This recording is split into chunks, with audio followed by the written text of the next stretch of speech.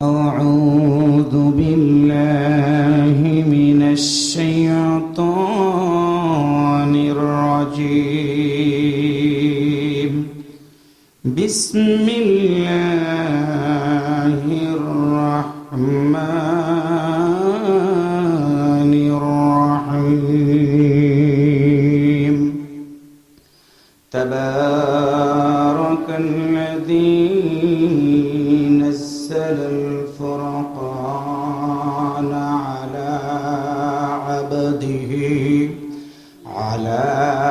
عبده ليكون للعالمين نذيرا সম্মানিত মদিপুরবাসী, বিশ্বনবী সাল্লাল্লাহু আলাইহি ওয়াসাল্লামের মক্কি জিন্দেগিতে সূরাটি নাজিল হয়। বুঝবেন ভালো করে, বিশ্বনবীর জিন্দেগিটাকে নাজিল কোরআন নাজিল হওয়ার পরে দুইটা ভাগে ভাগ করা হয়েছে।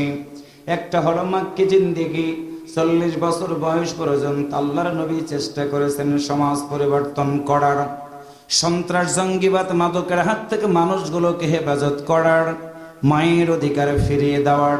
100% সফল হন নাই নবী, সফল হয়ে গেলেন তখন 40 বছর বয়সে নবীর উপরে আল্লাহর পক্ষ থেকে কোরআনটা নাজিল হলো। যখন কি নাজিল হয়ে গেল, হেরা পর্বতের গুহায় বসে বিশ্ব নবী কাঁদে, মালিকের দরবারে ধরনা দিয়ে বলে, ওগো আমার রব, মানুষগুলো কন্যা সন্তানগুলোকে জীবন্ত গলা টিপে হত্যা করে ফেলে দেয়, মায়ের কোনো সম্মান নাই, বাবার কোনো সম্মান নাই, যুবকরা অশ্লীলতার সাথে জীবন চালায়, জোর করে মানুষের সম্পদগুলো হরণ করে নিয়ে বেড়ায়।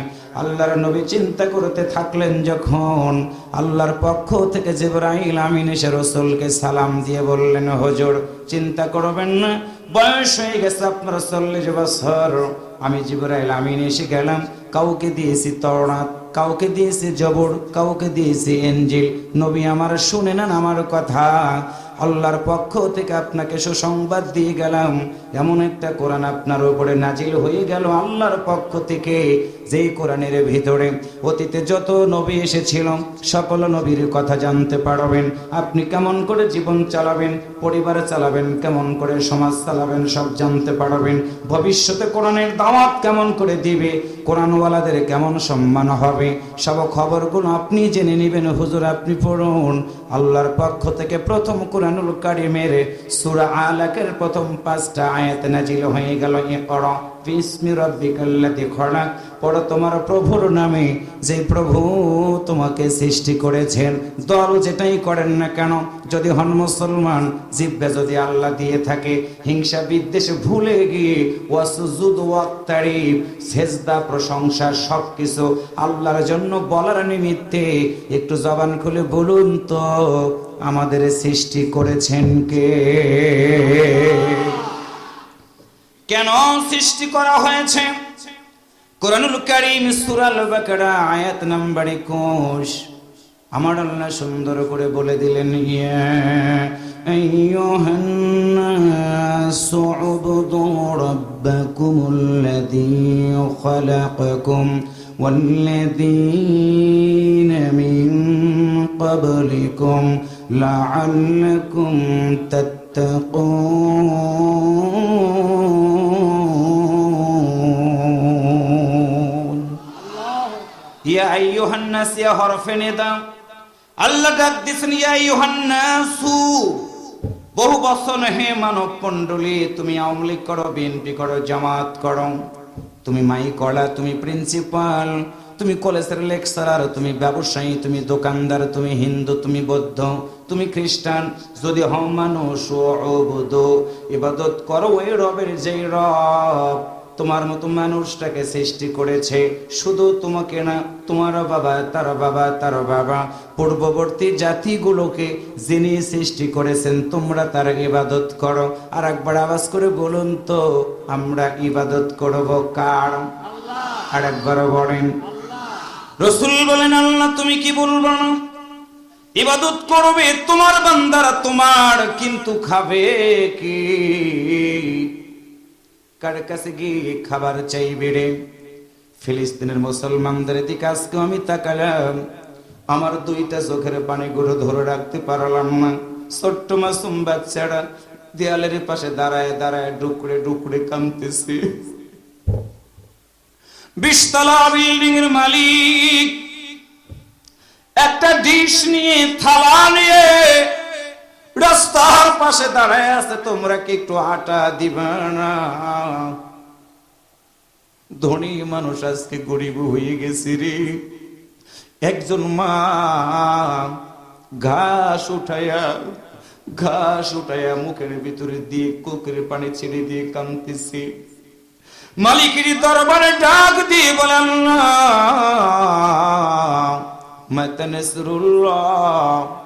তোমার সাহায্য কখন আসবে আর যে সইতে পারি না।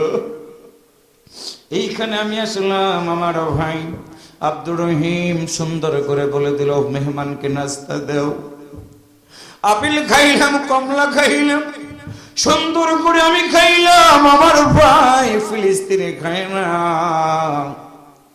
3-4 রকমের রান্না করে আমারে খাওয়াইলো রে। ফিলিস্তিনের কত বোন, কত মা সন্তানটার মুখে 10 দিন 15 দিন হয়ে গেছে, তাদের মুখের ভিতরে খাবার দিতে পারে না। উপর দিয়ে বিমান যায়, প্যাকেট ফালায়, একটা প্যাকেটের জন্য শত শত মানুষ দৌড়ায় দৌড়ায় চোখের পানি ছেড়ে দিয়ে কাঁদে। কি অপরাধ ফিলিস্তিনের মুসলমানদের? কোন অপরাধ না, একটাই অপরাধ, ইন্নাল্লাযীনা আমানু, ঈমান এনেছে তারা, ওয়া আমিলুস সালিহাত, ভালো কাজ করে তারা, সুসংবাদ তাদের জন্য, লাহুম জান্নাত, ধৈর্য ধরো, কষ্ট করো, আল্লাহ জান্নাত তোমাদের দিবে।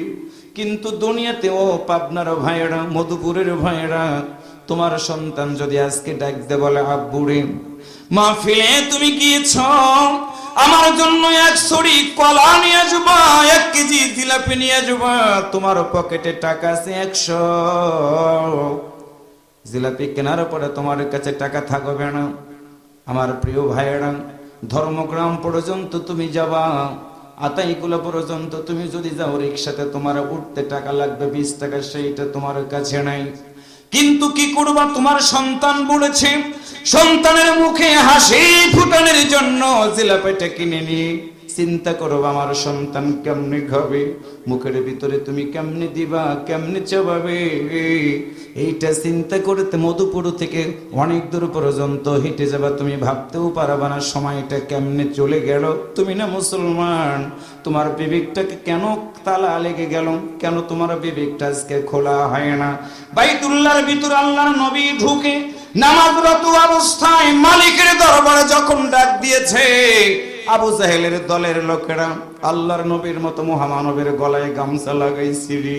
কোনো অপরাধ ছিল না, জমি নিয়ে কোনো গন্ডগোল ছিল না, অর্থনৈতিক কোনো গন্ডগোল ছিল না, একটাই গন্ডগোল আল্লাহর পক্ষ থেকে নাজিল হয়ে গিয়েছিল নাযালাল ফুরকান, সত্য মিথ্যার পার্থক্যকারী।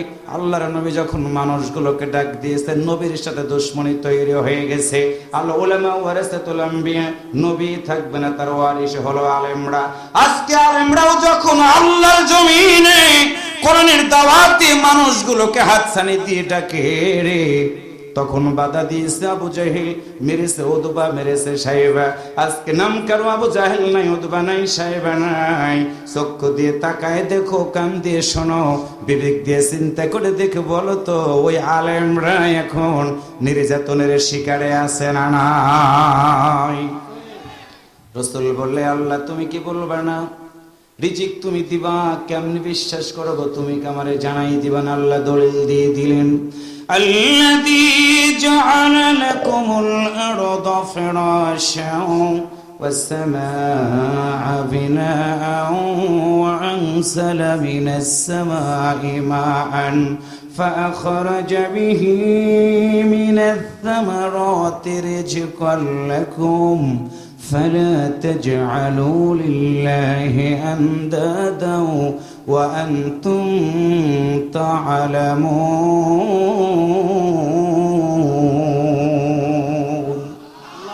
আরেকটু জোরে বলেন রে ভাই।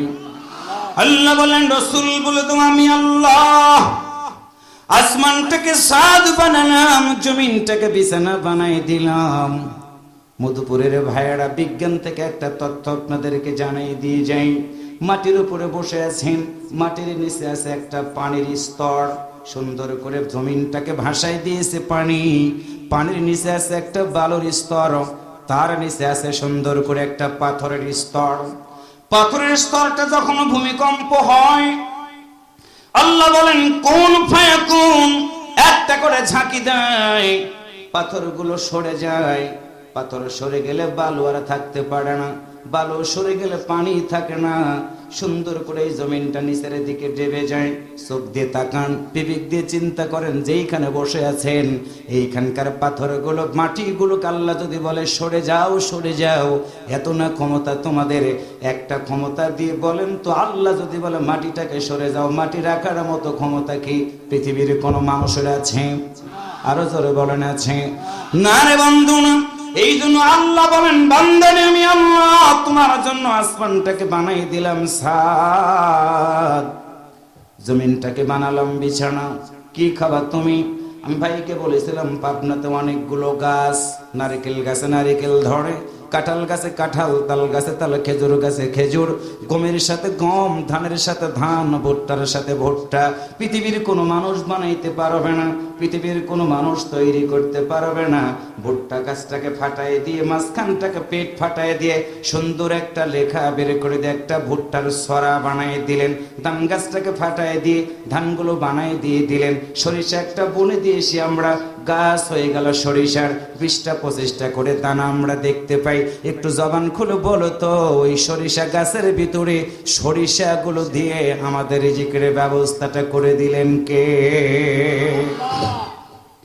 রাসূল বলেন, আল্লাহ বুঝলাম তোমার বান্দারা কি রিজিক খাবে আর তোমার ইবাদত করবে? আল্লাহ বলেন না না। সূরা যারিয়াত আয়াত নাম্বার 56, ওয়ামা খালাকাতুল জিন্না ওয়াল ইনসা ইল্লা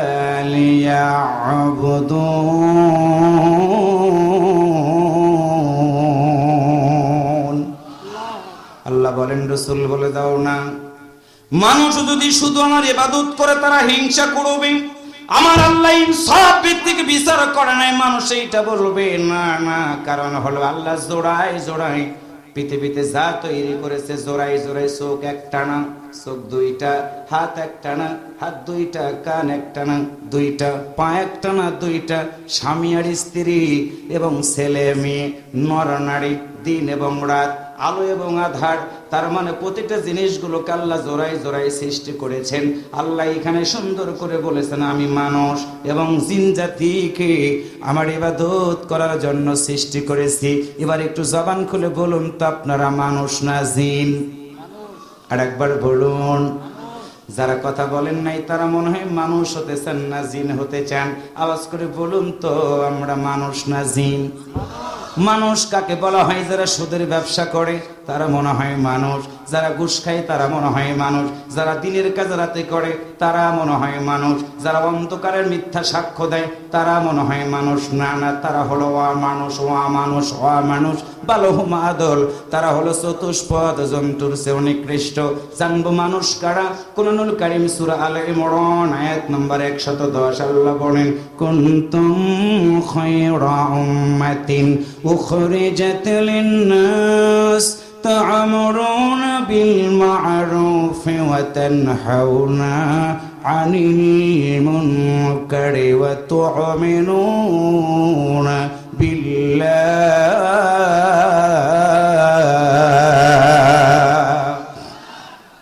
আল্লাহ বলেন, মানুষ হলো উত্তম মানুষ তারা, আমি আল্লাহর আদেশ পাওয়ার পরে যারা মৌলিকভাবে দুইটা কাজ করবে, সৎ কাজের আদেশ দিবে, অসৎ কাজ থেকে বিরত রাখবে। এবার একটু আপনারা আওয়াজ করে বলুন তো, এই মাহফিলটা কি ভালো কাজ না খারাপ কাজ? আর একবার বলুন। কি প্রমাণ সেটা আজকে দলিল নিয়ে যান। সূরা হামিম আস-সাজদা আয়াত নাম্বার 33 দলিল নিয়ে যান। ওয়ামান আহসানু কাওলাম মিম্মান দাআ ইলাল্লাহি ওয়া আমিলা সালিহান ওয়া ক্বালা ইন্নানি মিনাল মুসলিমিন। কষ্ট হচ্ছে রে ভাই, আরেকবারে বলুন আল্লাহু আকবার। মানুষ হবে তখন ভালো কাজের সাথে জড়িত থাকবে, তখন আল্লাহ বলেন ওই ব্যক্তির কথার সাথে কার কথা সুন্দর হবে। আমি রাকিবুল বলি নাই, বাকিবিল্লাহ বলে নাই, আব্দুর রহিম বলে নাই, এই কথা আমার আল্লাহ দলিল দিয়েছেন। ওই ব্যক্তির কথার চেয়ার কার কথা সুন্দর হবে, ভালো হবে, যেই ব্যক্তি মানুষদেরকে আল্লাহর কথা আহ্বান করে, শুধু আহ্বানই করে না, ও আমিলা সলিহান, এবং তারা আমলে সলে করে, ভালো কাজ করে, শুধু ভালো কাজই করে না, ওয়াকালা ইন্নানি মিনাল মুসলিমিন, জীবন চলার পথ পরিক্রমায় একটা ঘোষণা, আমি একজন মুসলমান, আমি একজন মুসলমান। আওয়াজ করে বলুন তো আমরা কি? কারে বলা হয় মুসলমান? إني وجهت وجهي للذي فطر السماوات والأرض حنيفا وما أنا من المشركين।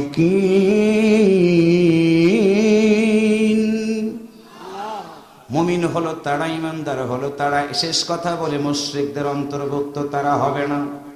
মুশরিক কাদেরকে বলা হয় বুঝে নেবেন ভালো করে। ওয়াবাব হয়েছে মসজিদে গিয়ে আল্লাহর দরবারে চাইলেন, ইমামের কাছে দোয়া চাইলেন, খতিবের কাছে দোয়া চাইলেন, হুজুর বিপদের মধ্যে পড়ে আছি, একটু দোয়া করে দিন। দুর্গা পূজা শুরু হয়ে গেল, ঠাকুর বাবুর কাছে গিয়ে বললেন, ঠাকুর মশাই দুর্গা দেবীকে একটু বইলেন, আমরা বিপদের মধ্যে আছি, তিনি যেন বাঁচাই। এর নাম হলো মুশরিক, এর নাম হলো মুশরিক, যদিও নামের আগে মোহাম্মদ থাকে। আল্লাহর কসম করে বলি, তওবা না করা পর্যন্ত মুশরিকের খাতায় থেকে নাম কাটবে না, কাটবে না, কাটবে না। কথা বলেন ঠিক কিনা? আমরা মুসলমান, আমাদের যদি কোনো কিছুর প্রয়োজন হয় কার কাছে চাইব? সূরা আল বাকারা আয়াত নাম্বার 257। আমার আল্লাহ সুন্দর করে বলে দিলেন, আল্লাহু ওয়ালিয়ুল্লাযীনা আমানু ইখরিজুহুম মিনায-যুলুমাতি ইলান-নূর।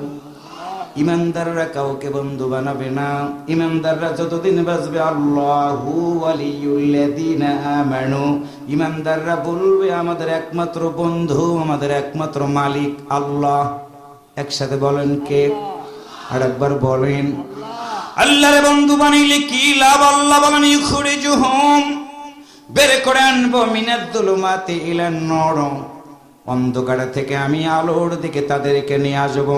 এখানেই প্রশ্ন আমার আল্লাহ বলেন তাবারাকাল্লাযী নাযালাল ফুরকান, এখানেই প্রশ্ন আমার, আলোর দিকে যখনই আসবেন অন্ধকার জগতের লোকেরা আপনাকে সুন্দর করে ধরবে, আলোর দিকে যেতে দিবে না।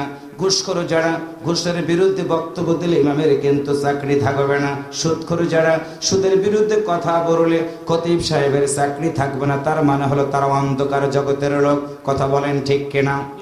রাসূল বলেন, আল্লাহ তুমি কি বলবেন? নাযালাল ফুরকান, সত্য মিথ্যার পার্থক্য কোরআন তুমি দিয়ে দিলা। বলো, কোরআনের কথা বলতে যাব যখন কোরআন বিরোধী লোকেরা ধরবে, তখন মাদ্রাসার দিক মানুষগুলোকে ডাকবেন যখন, চিন্তা করে দেখবেন না না মাদ্রাসায় যদি একটা ছাত্রী মানুষের মতো মানুষ হয়, ওই ছাত্রীটা হয়ে যাবে কোরআনওয়ালা। মানুষগুলোকে নামাজের তালিম দিয়ে দিবে, মানুষগুলোকে রোজার তালিম দিয়ে দিবে, সুন্দর করে হিজাব পড়বে, সুন্দর করে ওস্তাদদেরকে শ্রদ্ধা করবে, বাবাকে সালাম দিয়ে দিবে, মাকে সালাম দিয়ে দিবে। ওই মেয়ের পেট থেকে আল্লামা অনেক বড় বড় দায়িত্বশীল তৈরি হয়ে যাবে। যার কারণে কোরআন বিরোধী লোকেরা ওই মানুষগুলোকে ধরবে এবং মারার চেষ্টা করবে। শুধু ধরবে না, মারবে না, দুঃখ দিবে না, কষ্টও দিবে না। দারুন নদওয়ার বৈঠকে সিদ্ধান্ত হয়ে গিয়েছিল ভালো কাজের দাওয়াত দেওয়ার জন্য বিশ্বনবীকে দুনিয়া থেকে বিদায় করে দেওয়া হবে।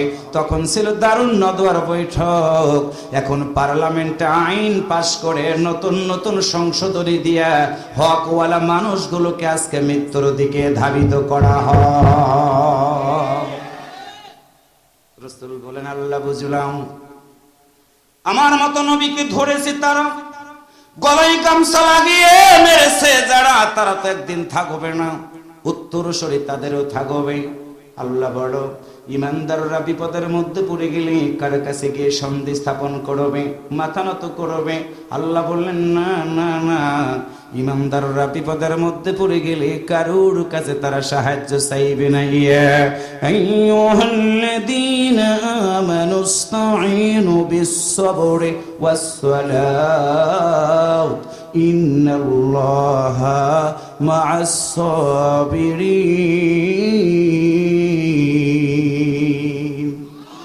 ইমানদাররা পড়বে বিপদে, সাহায্য চাইবে তার কাছে। সবাই ঘুমিয়ে যাবে, শেষ রাত্রিতে তাহাজ্জুদের নামাজ পড়ে মালিকের দরবারে কেঁদে কেঁদে বলবে, ওগো আমার রব। সবাই যখন ঘুমায় আমি ঘুমাই না, সবাই যখন জেগে আমি তোমার একজন ছোট্ট গোলাম, তোমার কুদরতি পায়ের পড়ে গেলাম রে মালিক, আমাকে তুমি কবুল করো, বিপদের মধ্যে পড়ে গেছি, সাহায্য করো। আল্লাহর পক্ষ থেকে তখন তাদের ব্রেনটা ঘুরে যায়, আল্লাহর পক্ষ থেকে সাহায্য আসে, মনটার ভিতরে প্রশান্তি এসে যায়। ওই ব্যক্তিটা বোঝে কোরআনের দাওয়াত দিতে গিয়ে বিশ্বনবী 3টা বছর শিয়াবে আবি তালেবে জেলখানার ভিতরে বন্দী থেকেছে, সুতরাং বন্দী থাকা আমার জন্য অসুবিধা নাই। আল্লাহ নবীর গলায় গামছা লাগায় আমার আর ষড়যন্ত্র করেছে, আমার গলায় ফাঁসির রশি ঝুলাতে কোনো সমস্যা নাই। আল্লাহ নবীর সাহাবীদেরকে মাথার উপরে চিরুনি দিয়ে গোটা বডিটা আশ্রয় আশ্রয় লোহার চিরুনি দিয়ে গোটা বডি থেকে ক্ষত বিক্ষত করা হয়েছে। সান্ত্বনা তখন পায়, আমার হাতের ছাড়া তুলে দিবি, আমার চোখের ভিতরে মরিচ দিয়ে দিবি, আমার চেয়ারে বসায় একটা চক্কর দিয়ে দিবি, চেয়ার ঘুরবে 1 মিনিটে 1000 বার, আমাকে 8 ফিট বাই 8 ফিট একটা কক্ষ করে দিবি, ঘাম দিয়ে কক্ষটা আমার ভিজিয়ে যাবে। মুসলমানরা সব সহ্য করবে রে, কিন্তু কাফের বেঈমানদের সাথে মুসলমানরা আতাত করবে না, আপোষ করবে না, কারণ তাদের ভিতরে ব্রেনের ভিতরে ঢুকে গেছে নাযালাল ফুরকান, আল্লাহর পক্ষ থেকে সত্য মিথ্যার পার্থক্যকারী হলো মহাগ্রন্থ আল কোরআন। সে আল্লাহ বলেন, আলা আবদিহি লিয়াকুনা লিল আলামিন নাযীরা, আমি আল্লাহ তাআলা আমার দাসের উপরে, আমার বান্দার উপরে একজন সতর্কতা হেরি ক্ষান্ত কেন কমল তুলিতে দুঃখ বিনা শুক্লা বহাইকে মোহিতে। মুসলমানদের তোমাদেরকে জানাই দিলাম, রক্ত পিচ্ছিল পথের মাধ্যম দিয়ে ইসলাম এসেছে। আল্লাহু আকবার বলেন, আরেকটু জোরে বলেন আল্লাহু আকবার। ওই রক্ত পিচ্ছিল পথের মাধ্যম দিয়ে আল্লাহ তাআলা তারা দিনটাকে আবার কায়েম করে দিয়ে দিবে।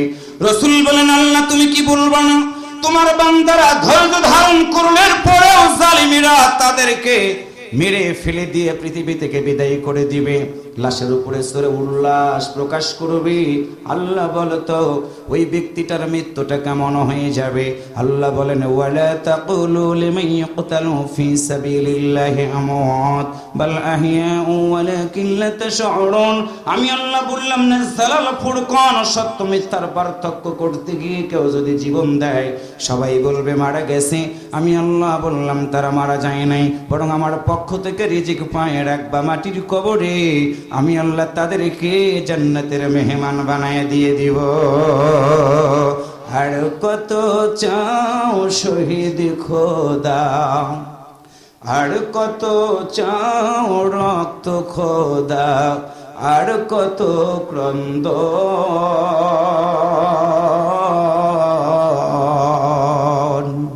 আসবে কবে এই জমিনে কোরআনের শাসন, আসবে কবে এই জমিনে তোমারই শাসন। আল্লাহু আকবার বলেন। এটা কি করে? এটা সাদা শার্ট, এই বয়স কত? 40? ঘুমাইতেছো কি তারে ভাই? কষ্ট হইতেছে তোমার? বেড়া সাল থাকবে, বেড়া সালের মতো স্ট্রং, গেটে গিয়ে তেমের মতো দাঁড়াই থাকো, ওইটা থাইকো না রে ভাই, ভালো হও, পয়সা লাগবো না। আল্লাহ আকবার জোরে বলেন। কত মায়ের বুক যে খালি, চোখে শুধু জল, হারিয়ে তার বুকের মানিক হয়েছে পাগল। কত মায়ের বুক যে খালি, চোখে শুধু জল, হারিয়ে তার বুকের মানিক হয়েছে পাগল। আর কত কাল সইবে তুমি, আর কত কাল সইবে তুমি এমন সারণ। আসবে কবে এই জমিনে তোমারই শাসন। আল্লাহু আকবার বলেন। মায়ের চোখে দেখতে পানি পারি না যে আর, তাহার বুকে সাগর সম বইছে হাহাকার। মায়ের চোখে দেখতে পানি পারি না যে আর, তাহার বুকে সাগর সম বইছে হাহাকার। মাজলুম হয়ে আর কত কাল, মাজলুম হয়ে আর কত কাল কাটাবো জীবন। আসবে কবে এই জমিনে তোমারই শাসন, আসবে কবে এই জমিনে তোমারই শাসন। আর কত চাও রক্ত খোদা, আর কত চাও শহীদ খোদা, আর কত ক্রন্দন। আসবে কবে এই জমিনে তোমারই শাসন, আসবে কবে এই জমিনে কোরআনের শাসন। মারহাবা জোরে বলেন। সম্মানিত প্রিয় ভাইরা আমার, আল্লাহ বললেন তাবারাকাল্লাযী নাযালা, হাতে হাত রেখে বায়াত গ্রহণ করলেন, কালেমা পড়লেন। সত্যের পার্থক্যকারী বিশ্লেষণ করার জন্য মানুষের কাছে কোরআনের দাওয়াত দেওয়া যখন শুরু করে দিলেন, চেহারাটা এত সুন্দর ছিল ওসমান রাদিয়াল্লাহু তাআলা আনহুর। লম্বা বেশি ছিল না, খাটো বেশি ছিল না, কিন্তু চেহারাটা আমার আল্লাহ তাআলা সুন্দর করে দিয়েছিলেন তাকে। আল্লাহর নবীর সাহাবী ওসমান একদিন হেঁটে যাচ্ছিলেন, আরবের কাফিররা ওসমান রাদিয়াল্লাহু তাআলা আনহুকে দুই পাশ থেকে ঘেরাও করে ফেলে দিল। দুই পাশ থেকে ঘেরাও করে ফেলে দেওয়ার পরে ওসমানকে দাঁড় বাহন থেকে নামায়া ডাক দে বলল, ওসমান তুমি নাকি নবীর দলের লোক হয়ে গেছো, সত্যের দিকে মানুষগুলোকে ডাকো। জলিলুল কদর সাহাবী ওসমান ডাক দে বললেন, হ্যাঁ মানুষগুলোকে আমি সত্যের দিকে আহ্বান করি, কারণ হলো আল্লাহর নবী বলে দিয়েছে সত্যের দিকে ডাকতে গিয়ে কেউ যদি মারা যায় আল্লাহর নবীর সাথে ওই ব্যক্তিটা জান্নাতের ভিতরে থাকতে পারবে। আমি ওসমান একদিন মরে যাব, মরে যাব। ওসমানের জীবনে পড়ে দেখলাম ওসমান রাদিয়াল্লাহু তাআলা আনহু যখন কোন কবরের পাশ দিয়ে যেতেন ডুকরে ডুকরে কেঁদে উঠত ওসমান। সাহাবীরা বলতো, তুমি কাঁদছো কেন, কেন কাঁদো? তোমার কাঁদার কারণটা কি আমরা জানতে চাই। ওসমান রাদিয়াল্লাহু তাআলা আনহু বলতেন, নবীর সাহাবীরা রে, মানুষ মরে যাওয়ার পরে তাদের প্রথম মঞ্জিল হলো কবর।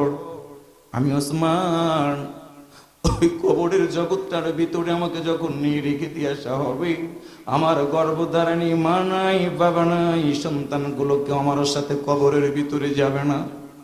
আমি ওসমান আল্লাহর পক্ষ থেকে ফেরেশতা আসবে, আমি ওসমান কি জবাব দিতে পারবো? না না না, জবাব যদি দিতে না পারি, রাসূল বলে দিয়েছে কবরের ফেরেশতা বড় নিষ্ঠুর, তার কাছে কোনো মায়া নাই। ইকরা কিতাবাকা কাফা বিনাফসিকা ইয়াউমা আলাইকা হাসিবা। আমলনামা দেখবে আমি ওসমান যদি জান্নাতি না হই, এমন জোরে কবরের মাটি আমার সাথ দিবে। আমি ওসমান শহীদ পারবো না, না না পারবো না। আমি ওসমান যদি কবরের ভিতরে জবাব দিতে না পারি রে, আমার এই দুনিয়াতে বেঁচে থাকার কি লাভ? আমি আল্লাহর জান্নাতের ভিতরে যেতে চাই, নবীর সাথে আমি একই সাথে জান্নাতে থাকতে চাই। জলিলুল কদর সাহাবী ওসমান হেঁটে যাচ্ছিলেন। আবু জাহেলের দলের লোকরা ওসমানকে গ্রেফতার করে 2 হাত বেঁধে দেওয়া হলো। 2 পা বেঁধে দিয়ে আল্লাহ নবীর সাহাবী ওসমানকে এমন মারা মারলো, কিতাবের ভিতরে পড়লাম চাবুক দিয়ে আঘাত করে ওসমান রাদিয়াল্লাহু তাআলা আনহুর গোটা হাত, গোটা বডিটা চাবুকের আঘাত এত কঠিন, চাবুকের আঘাত যেইখানে মারে ওইখান থেকে গোশতগুলো মনে হয় উঠে উঠে চলে যাচ্ছে। আল্লাহর নবীর সাহাবী ওসমান এত ব্যথিত হয়ে গেলেন, গোটা বডিটা লাল হয়ে গেল, রক্ত মাখা শরীর নিয়ে আল্লাহর নবীর দরবারে গিয়ে ফেল ফেল করে ওসমান তাকায় আছে। নবী আমার বলেন, ওসমান রে তাকায় আছো তুমি, তোমার গোটা বডিটাতে রক্ত কেন, তুমি কি বলবা না? ওসমান রাদিয়াল্লাহু তাআলা আনহু নবীর দিকে তাকায়া বলে, ইয়া রাসূলুল্লাহ সাল্লাল্লাহু আলাইহি ওয়াসাল্লাম, আমি ওসমান আপনাকে আমার জীবনের চেয়ে অনেক বেশি ভালোবাসি হুজুর। কোরআনের দাওয়াত দিতে গিয়ে, ইসলামের পক্ষে থাকতে গিয়ে, সত্য মিথ্যার পার্থক্য নির্ণয় করতে গিয়ে গো নবী, কাফেরেরা আমার এমন পিটান পিটাইছে, আমার গোটা বডিটা রক্তাক্ত হয়ে গেছে গো হুজুর। আল্লাহ রাসূল ওসমানকে বুকের সাথে জড়িয়ে ধরলেন, কপালে চুমু দিয়ে বলেন, ওসমান রে তুমি চিন্তা করো না, চিন্তা করো না, মক্কায় থাকা তোমার কষ্ট হয়ে যাবে, আমি নবী তোমার আদেশ দিলাম তুমি আবিসিনিয়াতে হিজরত করো। আমার প্রিয় ভাইয়েরা, আল্লাহর নবীর সাহাবী নাযালাল ফুরকান, সত্য মিথ্যার পার্থক্য করতে গিয়ে এত জলিলুল কদর সাহাবী হওয়ার পরেও আল্লাহর নবী আদেশ করলেন, তুমি এখান থেকে মক্কা থেকে হিজরত করে আবিসিনিয়াতে চলে যাও। আল্লাহর নবীর আদেশ মোতাবেক তিনি চলে গেলেন, সেখানে হাবশায় হিজরত করলেন। আল্লাহর বান্দারা বুঝবেন ভালো করে, আবার হাবশা থেকে আল্লাহর নবীর সাহাবী ওসমান কোরআনের দাওয়াত দিতে দিতে মানুষগুলোকে হেদায়েতের দিকে ডাকলেন, ফিরে আসলেন মক্কায়। আল্লাহর নবী আবার তাকে হিজরত করার জন্য মদিনাতে গিয়েছিলেন, যার কারণে ওসমান রাদিয়াল্লাহু তাআলা আনহুকে বলা হয় হিজরত আইন। 2টা জায়গায় হিজরত করেছেন তিনি। শরীরটা ক্ষত বিক্ষত হয়ে গেছে, কিন্তু কোরআনের দাওয়াত দেওয়া তিনি কখনো বন্ধ করে নাই। আজকে আপনাদের কাছে এতটুকু জানাই দিতে চাই রে ভাই, ঝড় হবে, তুফান হবে, অত্যাচার হবে, নির্যাতন হবে, সন্ত্রাস, জঙ্গিবাদ, মাদক মুক্ত সমাজ আমরা যদি গঠন করতে চাই, একটু মুসলমানের মতো আওয়াজ করে বলুন তো, যতদিন বাজবো রে বাজবো রে, আল্লাহর কোরআনের পক্ষে কি আমাদের থাকা দরকার আছে না নাই? কারা কারা কোরআনের পক্ষে থাকতে রাজি আছেন? দুহাত তুলে একটু আমার আল্লাহকে দেখায় দেন।